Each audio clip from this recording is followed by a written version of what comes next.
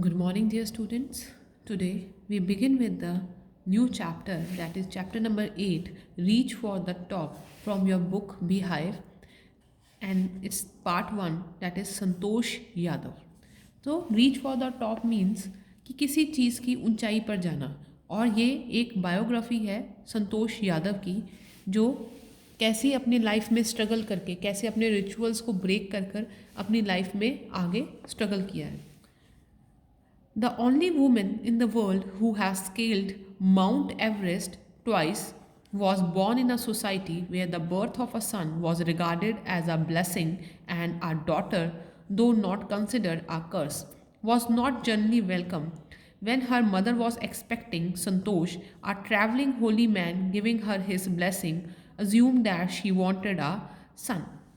तो ये एक स्टोरी है वुमन की, संतोष यादव की, जो माउंट एवरेस्ट पे 2 बार उन्होंने उसको स्केल किया, उसके ऊपर उन्होंने चढ़ाई की, और वो ऐसी सोसाइटी में बॉर्न हुए थे जहाँ पे लड़कों को पैदा होना बहुत अच्छा माना जाता था और डॉटर एज अ कर्स, श्राप माना जाता था. और जब संतोष यादव पैदा होने वाली थी तो उनकी मदर के घर में एक होली मैन, एक साधु आया और उन्होंने उनको आशीर्वाद में एक बेबी लड़का होने का आशीर्वाद दिया. But to everyone's surprise, the unborn child's grandmother, who was standing close by, told him that they did not want a son.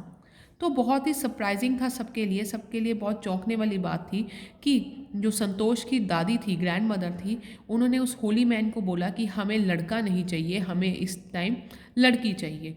The Holi man was also surprise. तो ये सुन के वो साधु भी बहुत ज़्यादा सरप्राइज्ड हो गया कि ये कैसी बातें कर रहे हैं कि सोसाइटी में लड़के की डिमांड है और वो अपने लिए एक बेटी चाहते हैं. Nevertheless, he gave the requested blessing, and as destiny would have it, the blessing seemed to work. Santosh was born the 6th child in a family with 5 sons and a sister too.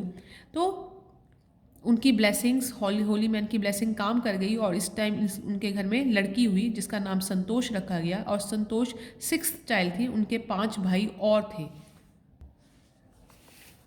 5 brothers. She was born in a small village of Joniawaz of Rewari district in Haryana. तो वो हरियाणा की रहने वाली थी. Rewari district में एक छोटा सा विलेज था जिनका नाम जोनियावास था, वहाँ वो पैदा हुई थी.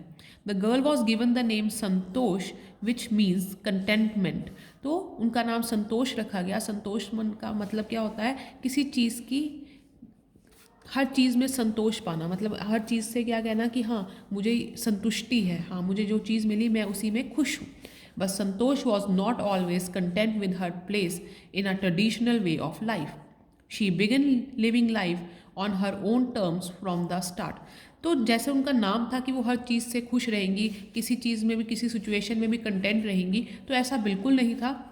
संतोष को पहले टाइम से ही अपने ट्रेडिशनल वे, अपनी सोसाइटी के जो वो दकियानूसी रिवाज थे वो बिल्कुल पसंद नहीं थे, और वो अपनी टर्म्स एंड कंडीशन में बचपन से ही रहना पसंद करती थी. वेयर अदर गर्ल्स वो ट्रेडिशनल इंडियन ड्रेसेस, संतोष प्रेफर्ड शॉर्ट्स.